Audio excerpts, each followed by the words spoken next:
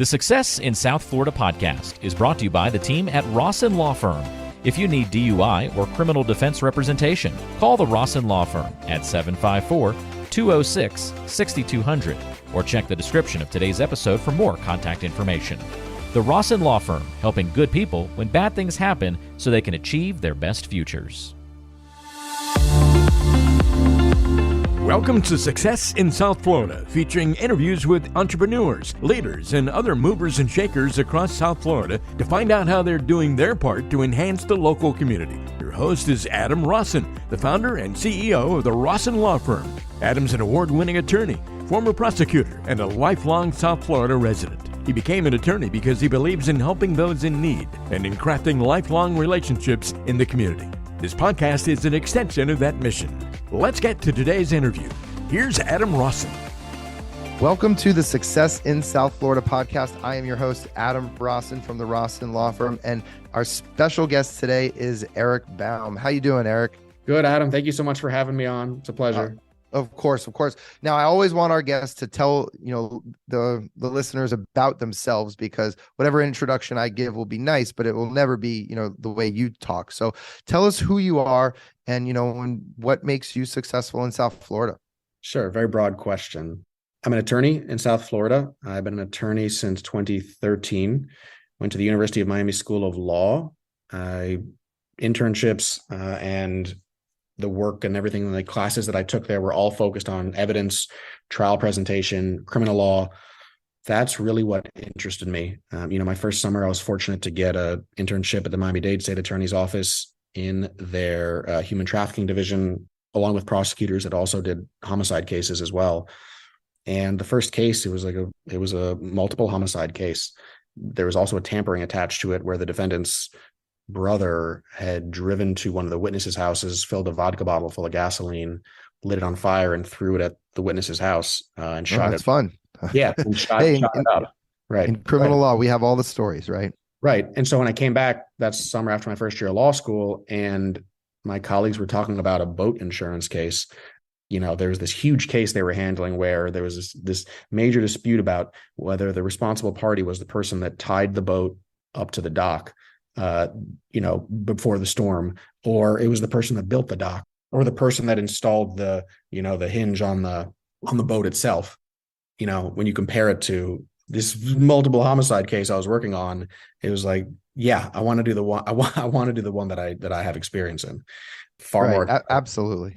Yeah. We're always the fun people at cocktail parties, barbecues. Our stories are so much better than most lawyers. So did you become a prosecutor? Yes. So straight out of law school, and I will just say this as some of my background, it's certainly, I think, coming from my parents, it was always just about helping people. It was all about helping people. My father's a chiropractor, and his mission in life, and I know that chiropractors get a bad rep. My father is not one of those, as he's called, snap, crackle, pop chiropractors. His mission truly is healing people and helping people. Same thing for my mom. She has her PhD. She works at FIU, and she does HIV and AIDS research, essentially how to cure HIV and AIDS. And so it was instilled in me early how to help people. And that was always my goal as a prosecutor. I know that some prosecutors get law enforcement. There's negative sentiment towards prosecutors and law enforcement in some places in the country. But for me, it was always helping people. At that internship I mentioned my first year, I had met a juvenile judge, Judge Prescott, in the juvenile division. And he had told me, he said, if you truly want to help people, Eric, you have to be a prosecutor, because if you become a defense, it's the prosecutors have the power. The prosecutors have the ability to charge people, to drop cases. If you see that there's a problem with the evidence, or there's not a strong enough case, or somebody is wrongfully accused, you as the prosecutor have the ability to make that right. You have the power to right any kind of wrong. I had actually, I'd lived in Haiti for 8 months after the earthquake, working with a wonderful organization down there, Project Metashare, based with the University of Miami, in between undergrad and law school. And it was just the long path of what's been instilled in me from my family from an early age, and my education and work experiences my goal was to stop people that are hurting children. And that was the Special Victims Unit was my ultimate goal. And while I was there, I think for the better part of 4 years, I was at the State Attorney's Office for almost 8 years. And the last 4 were spent in the Special Victims Unit. doing human trafficking prosecution, and ICAC, which is Internet Crimes Against Children. And so, and Eric, that was in Palm Beach, correct? yep, I was in Palm Beach County under Dave Ehrenberg, correct. Now, what brought you back from Miami back to Palm Beach? So, short answer is that they hired me, right out of law school. So, had applied to a bunch of places, and Dave Ehrenberg I knew ran a terrific office, and so it was a no-brainer for me. I had met Adrienne Ellis also, who was over. I knew early on that I wanted to prosecute sex crimes, and she was over that division. She was one of the first people that interviewed me, and she was and is a fantastic attorney and a fantastic leader, and it just seemed like the perfect spot for me to accomplish that. Fantastic. Now we're going to circle back to some of the, I have some things I definitely want to go into and talk about throughout your career, but you recently left the state attorney's or the prosecutor's office to have a new venture. So can you tell our listeners about the new venture? Sure. So to start, the road to get there was certainly not easy. I've always considered myself, from being in law school, as I always wanted to be a career prosecutor. I wanted to work at the state. I wanted to prosecute sex crimes. I wanted to then go up to the feds. And things just kind of got turned upside down. And in July of 2020, really in the middle of COVID, while my wife was pregnant, my son, who was 7 at the time, was diagnosed with leukemia, and really just completely turned my world upside down. When you're not, even it was a COVID and trials were starting to ramp up again, and I had to be in the hospital with him all the time, and I had to be helping him. And it made, I eventually left the state attorney's office in May of 2021. And it, when you have to be there for your children, there's a phrase that's been very impactful in my life, which is more recently, is that, you are replaceable at work, but you are not replaceable at home. And, the prosecutor that took over my caseload, Matthew Thanica, was doing an unbelievably fantastic job, but there's nobody that could be at home with my children, taking care of them. So what happened is that I couldn't be in trial anymore.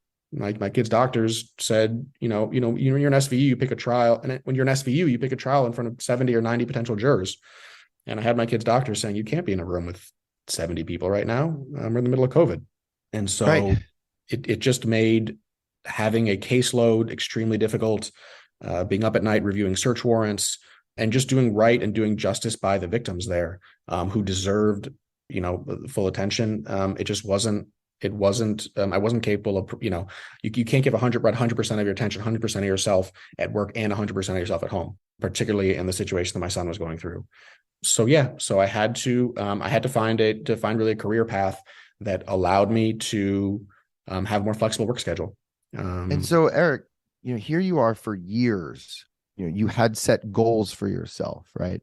You wanted to help people. There's, as you know, and as I know, a lot of people go to law school and they have no idea what they want to do. They have no idea if they even want to practice law. Some people go to law school because that's what their family told them to do. But it seemed from a very early age, you wanted to A, help people, and B, become a prosecutor. Not just a prosecutor, right? Not just a trial lawyer, but a sex crimes prosecutor, and then go to, to be a federal prosecutor. So you had this long career path, this long journey. And I know you are someone who sets goals, and you go through this, and things are really starting to click with you. You're in the, special victims unit prosecutor's office. You're in the ICAC unit, which works very closely with the feds. Things are going presumably amazingly well for you. And then this happens. Now, how did you deal with this mentally? And walk me through maybe some of the conversations with your wife, and just, this is a huge life change. So was this an easy decision for you? Was it difficult? Walk us through this. So it was extremely difficult. I've been trained for close to 10 years, being a trial attorney. When you're in law school, I loved going to the University of Miami. I cannot imagine going to a better institution. Just the mentors I had there, people like Anthony Alfieri, my Civ Pro professor, Milton Hirsch, my Crim Pro professor. It was so interesting. It was so fascinating. And I don't know that there's like Harvard and Yale and Columbia that are ranked higher than a school like UM, but I don't think I could have learned the law any better. And it was maybe things have changed, but they don't teach you business really in law. They don't teach you the way that you're helping develop South Florida, the way that you're helping to grow your business, Adam. They didn't teach you that in law school, right? And so I didn't know the first thing about anything truly like other than the law, other than being a prosecutor. And so it was not an easy, it was an extremely difficult decision, but it was what was best for my family. It's almost to say like the decision was made for me, in the sense of like, I could not at that time, it was like leading down the path of like, it just wasn't possible to be a trial attorney anymore, to be in a jury. That was the path I was leading. And it was also at a time like when I decided to leave, like, my son's health, it's, if anybody's ever had a child that's had leukemia, that's had cancer, it's not like a straightforward path, right? It's not just like you're at point A and then you get to point B. There are a lot of ups and downs, and there are good days and there are bad days. And there are days when it looks like things aren't going to end well. And there are days when it looks like things are going to end really well, ideally. And so there's just a tremendous amount of uncertainty. But what I knew more than anything is that I had to be there for my family. And to be honest, like my wife took the brunt of it. And I had to, with another kid on the way, like I had to be there. I had to be there at home. So it wasn't even a choice. It wasn't a choice. At the end of the day, it wasn't a choice. It was something I had to do. Just kind of roll your sleeves up and just get to work, right? In a different way. Yeah. Nothing prepares you for it. Nothing prepares you if your kid's being sick. So. And so, Eric, so as you're going through this process and making this major life, change, what did you decide to do? Talk to me about Parrot and how Parrot, was founded. Yeah. So, this is a conversation that I'd had before, really truly before leaving the state attorney's office. My brother's extremely successful entrepreneur. He's built stuff like driverless cars for Lyft, leveraged a lot of artificial intelligence, machine learning, natural language processing for a number of companies that he's helped build and grow. And so him and I had a conversation. This is before I had left, which was before I left the state attorney's office, where it was like, what is extremely inefficient about your practice of law? And it didn't even take me very much time at all to noodle on it. I think I told him on that call, which is I was listening to jail calls. I was listening to several hours of jail calls a day, like in preparation for a motion. And jail calls are where when someone is in custody, phone calls they make, they get notified. The phone calls they make are recorded, unless they're of course with their attorney or something else that's privileged. And sometimes they say really valuable stuff about the case in them. It's usually they make a phone call and their mom or their wife or their girlfriend says, "What'd you get locked up for?" And they say, "Oh, I shot Jim." So it's like, but the problem is that yeah. And on the defense side, we're always telling our clients, do not talk. But when you're locked up in custody, you have a lot of time on your hands. So you usually work out, talk on the phone, or read, or find God, right? That's usually what our clients do. Okay. I've had calls where jail calls have been the linchpin of the case. I remember specifically a co-defendant case where the guy got on there. He had already been convicted, was transferred back to custody to Palm Beach County, and on his jail calls had said, told his girlfriend, she said, "Why are you back here?" And he said, "Well, because my co-defendant," I'm not gonna say his name, "my co-defendant is back here for his trial." And he's like, "I already went down for this. Yeah, we both did it. He held the gun. I held the victim, but I say the victim, I'm not going to say the victim's name either. I held her, she held the gun. Excuse me. My co-defendant held the gun. But I already went down for this. He doesn't need to go down." And so when at trial, when he's denied that his co-defendant was ever there, we impeached him with his jail call, and it was a linchpin to the case. Absolutely. But so full circle to answer your question, I know that was a rambling answer. I'm sorry. Listening to hours and hours of this, and it would be so much easier if I just had a transcript of it. And the problem is the transcripts are so expensive. And it just led down a path of, well, what do you get from your debit? Like, where else do you use transcription? And okay, our depositions. All right, well, how long does it take to get a transcript back? Like 2 weeks, a month sometimes. And how do you get it back? I get it back in a PDF. It's like, okay, well, would it be better if you got a transcript back that day or within an hour or 2 hours? Of course it would be. My workflow is, I write my chicken scratch notes, or I type little bullet points on my computer, and that goes into our case management platform. And it's like, but what is how much does that really help? I have my subjective impression of it. What if I have 4 or 5 back-to-back depots in a day? How accurate are my notes going to be? How well am I going to be able to convey what my handwritten notes are into the system? And what if I'm not on that case anymore? Like, I left the office, I have to make sure that the person that takes over that case, or if I'm out that day, the person knows what they're doing when they take over that case.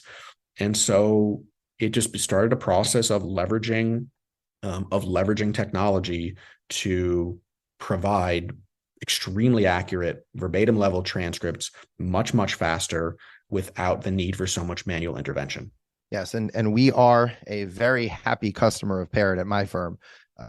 We've been, I think, with you guys at least a year, and we absolutely love it. So as you're going through and really start a brand new venture with your brother, I'm assuming he's the tech guy. And then what's your involvement, and how have you grown Parrot from, a great idea on the phone with your brother during the pandemic out of, a necessity to the great company that it is today? Sure. So at the beginning, we brought in partners like a chief technology officer. We brought in a CEO, a chief operating officer, people that knew more about the sort of the business aspect than I did. I will say that my role was and continues to be, which is particularly on the legal compliance side. Like, what are the qualifications the person, does the reporter have to have? What is the format of the transcript? Just building out the interface. How do attorneys use depositions? How can we innovate and make the process better? I've just always thought how much better it would be to, when you're impeaching somebody, if they truly deny making that statement, to show a video to the jury or show a video to the judge, impeaching them when the rules of evidence permit it. And the same thing I can't tell you how many times, like, I've had a closing, had a cross-examination of the defendant in the morning and then a closing in the afternoon, and say, how much better would it be if I can use the audio video clip of that testimony where I got a great nugget to show the jury? Right. How much better would it be if I can play that for the jury instead of just having to say, and you remember the defendant said from my notes?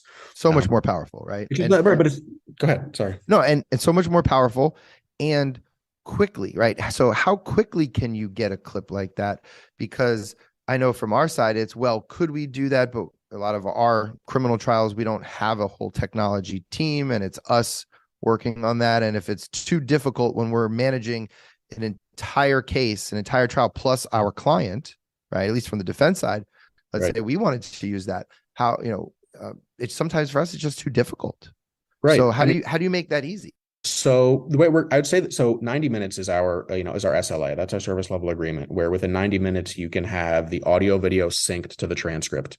So within 90 minutes of that testimony being taken or deposition being taken, you're going to have a verbatim level synced transcript with the audio video synced to it. So when you asked, what my impact on the company has been, a lot of it has been innovating, what the use cases are and what innovations are for the technology. How would an attorney use this? How would an attorney benefit from it? Like you had mentioned, a lot of times it's a resource thing. And so while I'm now working with civil plaintiffs, civil defense, criminal prosecution, criminal defense, as well as law enforcement, it really is an access to justice thing. Nobody should lose a case because they don't have the money to pay for the right tools to be a vigorous advocate for their client. Like, that is something that I believe should never be a barrier to justice, a barrier to a successful outcome, which is that you don't have the money or the resources to pay for the tools that you need to present your case in a zealous manner. And so, yes, you have these major national firms that are like, well, we have a huge AV department that does this. We have people dedicated to doing this, to cutting our clips, to syncing the video, to doing all that kind of stuff. And so it should be, equally that's the way that technology can help people, right? Is that something that was only accessible to people with significant resources? You can leverage technology, leverage data, large data sets to make it accessible, regardless of resources. Right. Now, Eric, I noticed over, especially the last 2 years, there have been some competitors in your space. So what makes Parrot different? What have you done to really differentiate Parrot within the marketplace? Sure. So we do have a proprietary speech recognition system that is fine-tuned specifically for the legal domain. Our ability to identify speaker segmentation for each audio chunk, to filter out foreign language. So whenever you have a translator, it's not transcribing the foreign language. It recognizes it, it identifies it. I would say that, there's a lot of tech terms that I've learned, and I'm not the biggest fan of acronyms, but the term delta is often used. What's the delta between you and your competitors? And I would certainly say that it's the accuracy of our technology. Every other competitor out there requires manual intervention to have a high level of accuracy. They have to have 2 to 3 people manually fixing what their technology is transcribing, and we do not need that. We get it to around 97% accurate within 90 minutes of the deposition ending, without the need for human intervention, human editing of the transcript. It's also the turnaround time, right? Like if you look at a lot of these other companies are like within 24 hours, within 36 hours, we'll get you a rough draft. With us, it's, our SLA is 90 minutes after the deposition. And I can tell you from our experience, we are a very happy customer of Parrot. So Eric, what we're going to do now is we're going to take a very quick commercial break from our sponsor, the Rawson Law Firm. And then we're going to come back and we're just going to talk about some advice that you have and, just some of the other things that makes you who you are. All right, we'll be right back. When something bad happens, who do you turn to? In South Florida, the answer is the Rawson Law Firm. Criminal and DUI defense for when bad things happen to good people. The Rawson Law Firm is a team of 8 criminal defense attorneys, including 2 board-certified criminal trial experts. They also have federal and white-collar divisions in the practice. To learn more about the team and how they can help you, connect on Facebook and Instagram at Rawson Law Firm. You'll also find helpful and entertaining videos on Rawson Law Firm YouTube channel. Just check this episode's description for all the ways you can connect. All right, and we're back from our commercial break with Eric Baum, former prosecutor, still current attorney, and co-founder of Parrot. Now, Eric, as we're continuing to talk just about you and what really has made you successful, we see this a lot with lawyers where they are amazing technicians, highly skilled, highly specialized in a white-collar profession. But when you break it down and you compare an electrician to an attorney, the only real difference might be blue-collar and white-collar, but we're talking about across the board, highly specialized technicians who are really good at one or two things. So when we're talking in that way about, classically trained attorneys, right?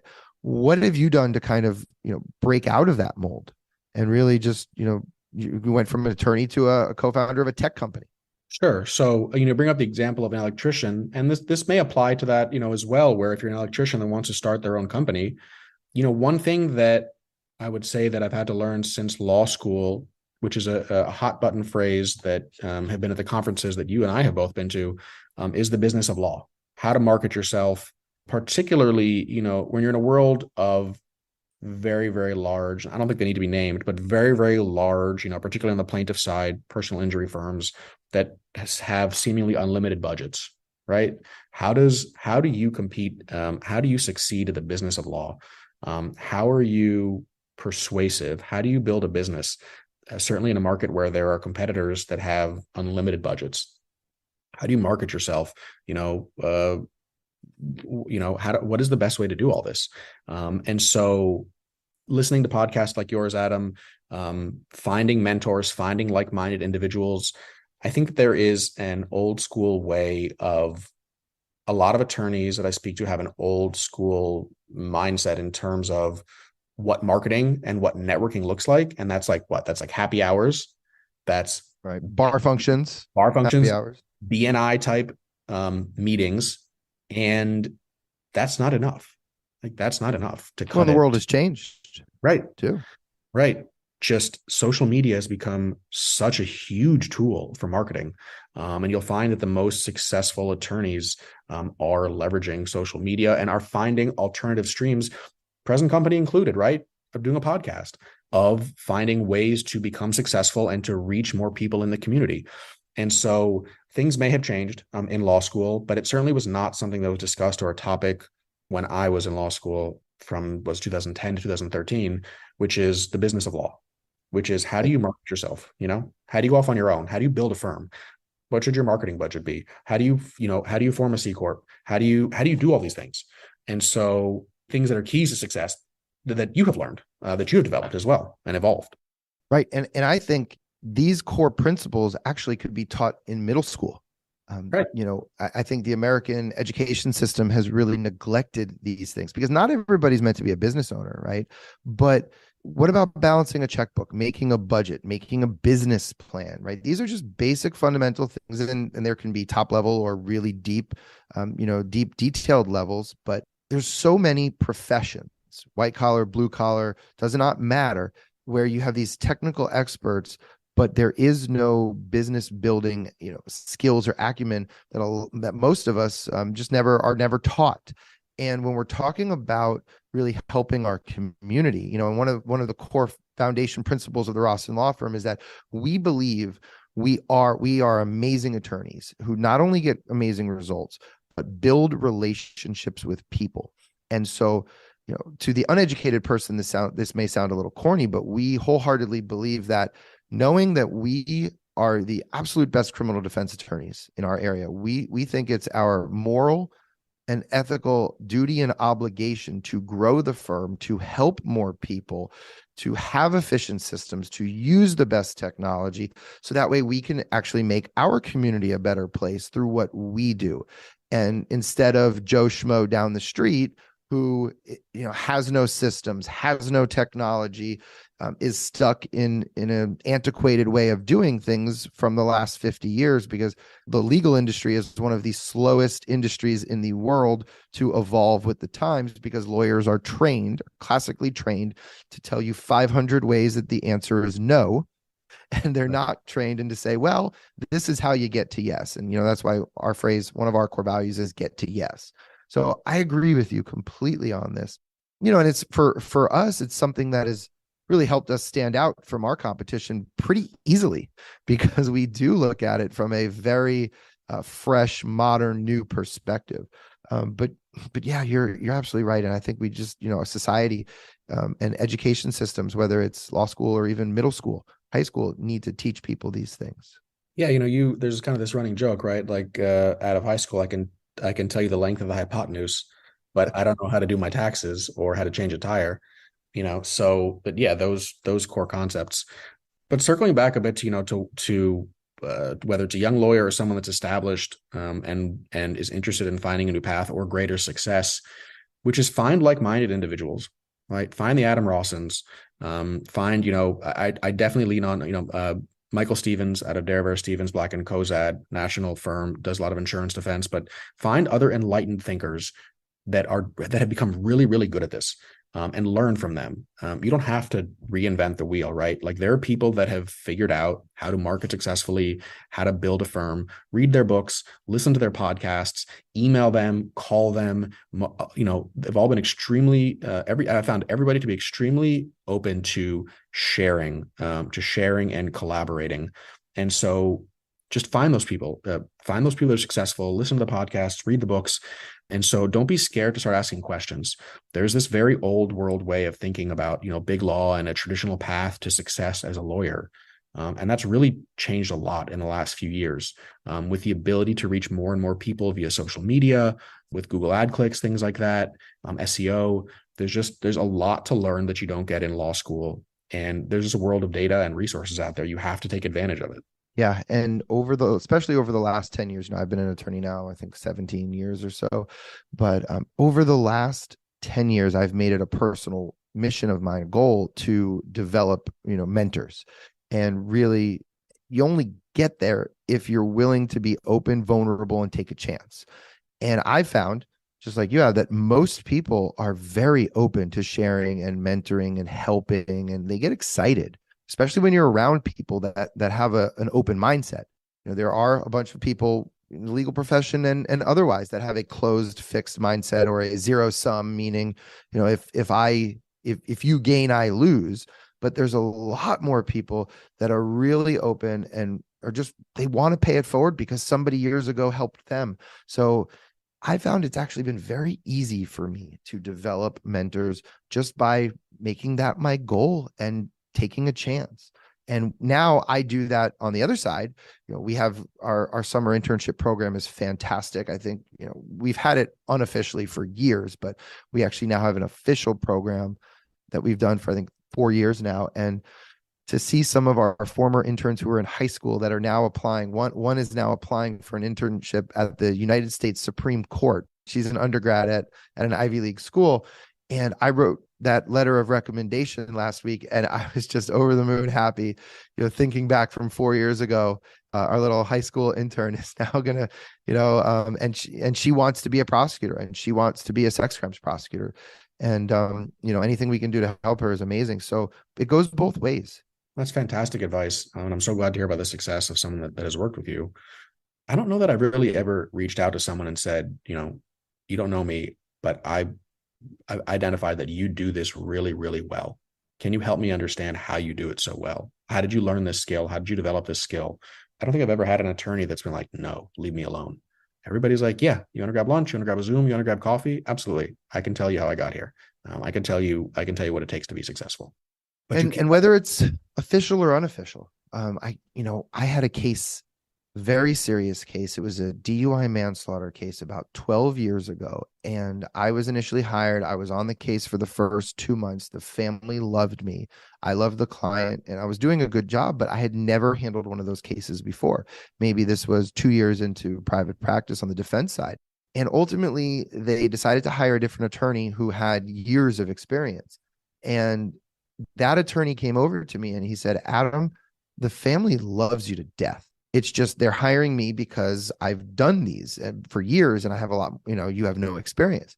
And the attorney said, Adam, if you want, I'd be willing to mentor you on this. I'm not going to pay you. Work the case for free. And that way you'll learn and you won't lose the next one. And he said to me, he goes, and you may provide me with fresh ideas and fresh value because, I see things a certain way and you're coming in with a whole new perspective. And I thought about it overnight. I said, give me a day. And I went home and I said, all right, Adam, suck up your pride, and you want this and you definitely do it. And I did. And I called him right back the next day and I said, absolutely, I'm in. And it was such an amazing learning experience for me. And 6 months later, I got a similar case that I did not lose, and I handled it and got a fantastic result for our client. And I learned so much. And that, 10, 12 years later, that still has stuck with me because that attorney didn't have to do that. And he was very generous with his time, and he was paying it forward. And so I will forever be grateful to that attorney for that. Right. And I had the open mindset to say, yes, learn more, and this is not a pride thing of I lost a case to so-and-so. It's about learning, growing, getting better. Right. And Always a student, always a student. Right. And I would just say, in terms of just of growing the business as well. And I heard this, I talked to Brian Lebovic often. This is something that, that he encountered too, because so much of the success of his firm was attributed to him, when he was first growing, and now as well. But is the term being scalable, right? Scalability, which is that Adam Rawson, right? Eric Baum cannot handle every single case that the Rawson law firm handles. You can't file every motion. You can't litigate every case. You have to put people in place that you can trust to grow your firm. I cannot handle every phone call. I cannot be on every deposition. It's you have to have that's so important if you want to be more than just a small firm, if you want to be more than just a small company. I want to be the country. I want to take over Veritext and US Legal and Esquire, people that are the household names for court reporting and software. I want to take that over. I want Parrot to be number one. And I cannot be on every sales call. I cannot be in every meeting. I cannot be troubleshooting everything for that to happen. You have to learn to delegate. You have to learn to put people in place. And like you have people on your team like Manny, you just have excellent people. David Taras, you have Manny, excellent people that I've worked with. And forgive me, I don't want to leave out anybody on your team.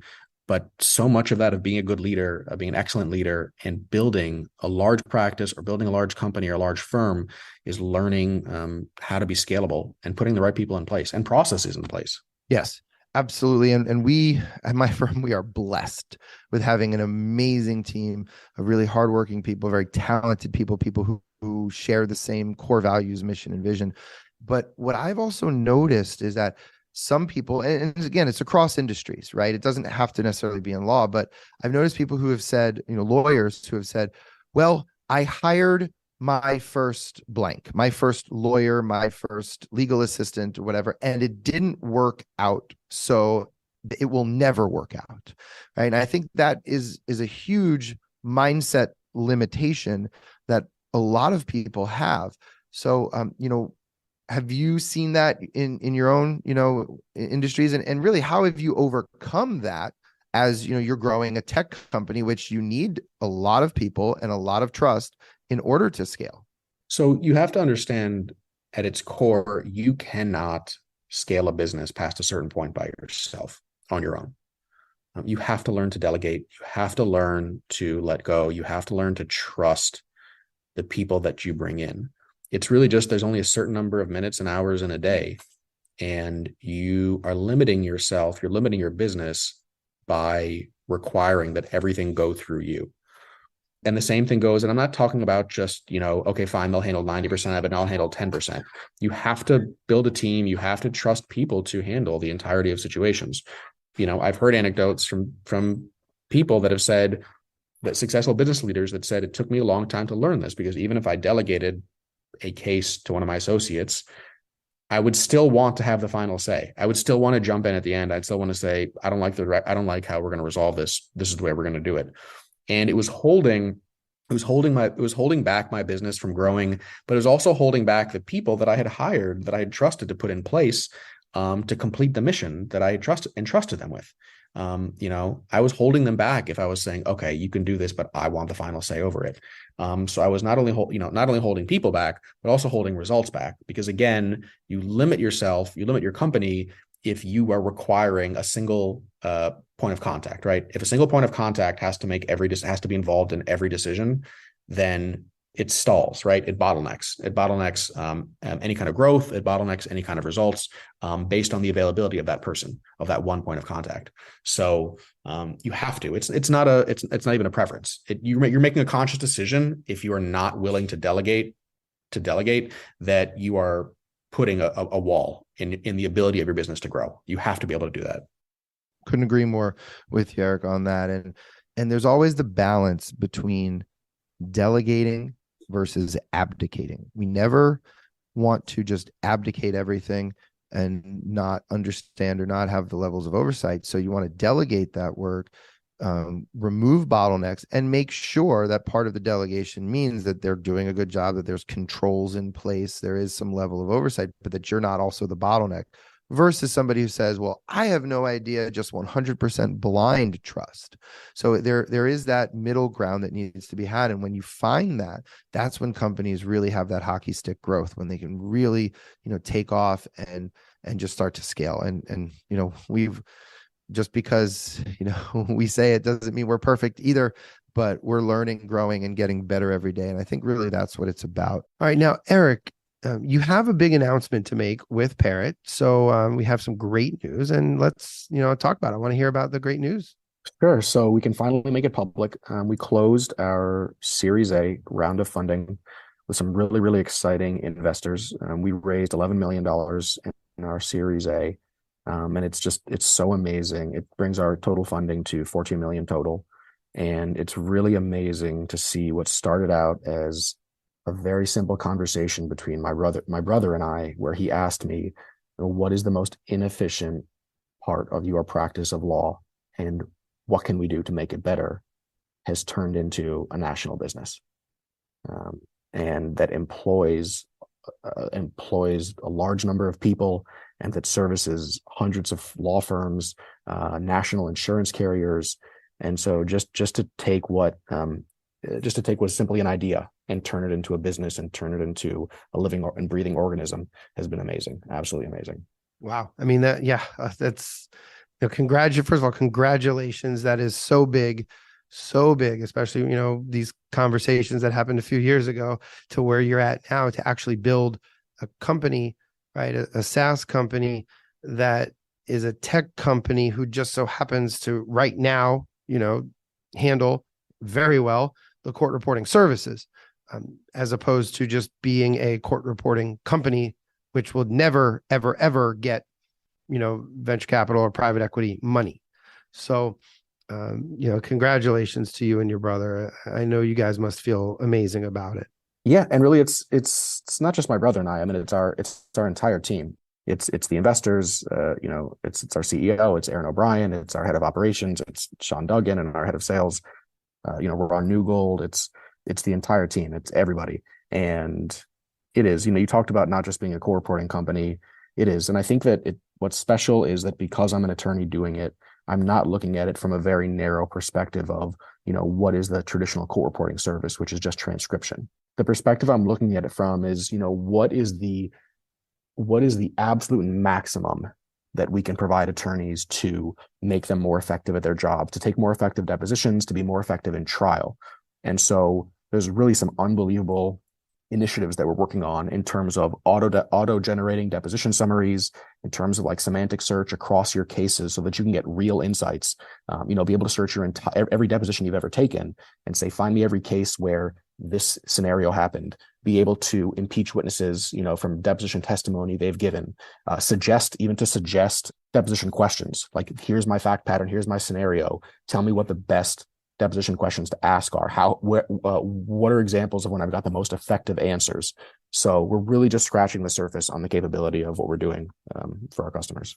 Yeah, well, I can't wait to see more, especially, for us as one of the very, I don't know about very first, but we jumped on early with you guys. We love you guys. You guys have helped us be more efficient, especially for us. We don't bill hourly, we bill flat fee. So we definitely want to build in as many efficiencies as we can. And it's helped our lawyers, it's helped our staff, it's helped our clients, which is most important of all. And we're just, we're very, very, very happy to be a partner with you guys. So now, Eric, we've talked a lot today about many different things, but what's some advice that you would have for, maybe that younger person out there, going through kind of life in general and wanting to be successful? So no matter who you are in life, you will face adversity. Whatever situation life puts you in, embrace it, learn from it, adapt from it. And specifically, it's funny, there's a Bruce Lee quote that I absolutely love, and I do my best to live through every day and live by. And if it's okay, I'd like to read it real quick. Which absolutely. Is empty. So it's empty your mind. You must be formless, shapeless like water. When you pour water in a cup, it becomes the cup. When you pour water into a bottle, it becomes the bottle. When you pour water into a teapot, it becomes the teapot. Water can flow or it can crash. Be water, my friend. And so what I take that quote to mean is that you have to be reactive. You have to think on your feet. Bad stuff is going to happen to you. And instead of simply just getting down about it, as Dwayne Wade said, right? Fall down 7 times, get up 8. You can't panic. You can certainly take the time that you need to absorb the situation, to figure out how to respond appropriately. But whether you're a trial attorney, whether it's just about your home life with your family, and you lose a loved one, whether it's you're in business, bad stuff is going to happen to you. And the way the situation turns out and how you will be defined is how you respond and how you react to it. Do not panic. You need to absorb it. You need to learn from it. You need to have a measured response. But, whether it's a judge, right, that's asking you a question that's an uncomfortable question that you have to respond that may not, how the case is going, or you're dealing with a situation in life, which is adapt to it. I think that's some of the best advice that we've gotten on this entire podcast. I absolutely love it. I know everybody listening to this is going to really take that to heart, because I couldn't agree with you more. And thank you so much for being here, Eric, and giving us, information about yourself, your experience, but also this, advice. And we're so very happy for you and the entire team at Parrot to complete the Series A funding. I know you guys are going to just be continuing to refine your products and make them better and better and kind of change the game.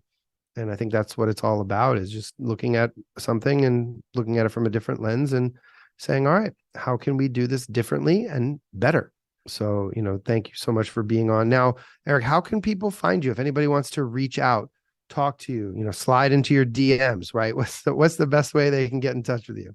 Of course. So I'll start. My email is Eric, ERIC, @parrothq.com. So Parrot like the bird, then the letter H is in human, Q is in Quebec.com. Our website is parrothq.com. And I would love for anybody to reach out and just experience just a completely different universe from what you're getting with a Veritex and Esquire, US Legal, just in terms of a service and a product that is light years beyond anything you're getting. So, and you can add my number. I don't have a problem doing that. It's 305-606-5996, 305-606-5996. Feel free to reach out. Start sending them the text now. Everybody say what's up to Eric. All right. Just don't call me about my great. car's extended warranty or anything. Yeah, no, definitely not that. Hopefully. So we got some interesting listeners though. We'll see about that. But yeah, no, Eric, thank you so much. This has been fantastic. Just great information. We really appreciate it. And we're big supporters of Parrot here. And I love the partnership that Rawson Law Firm and Parrot have together. The same. I love listening to your podcast, and I love working with you and seeing how much your firm is growing. Because Adam, I said it before and continue to say that you truly are, not just in the criminal defense community, but just in the legal community in general. You are certainly a pillar in the community, and you're someone, you and your whole team, I know I've said it already, but Manny and David, everybody that I know that works there is a testament to how a good business and a good law firm should be run. And you are respected by prosecutors, and you're respected by defense attorneys, and you get excellent results for your client. So thank you. That means a lot, and we could not do it without our team, everybody on the team, in every department. So we're very, very lucky, very blessed. All right, Eric. Well, thank you again so much, and we wish you nothing but the best. Appreciate it. Thanks. Same to you.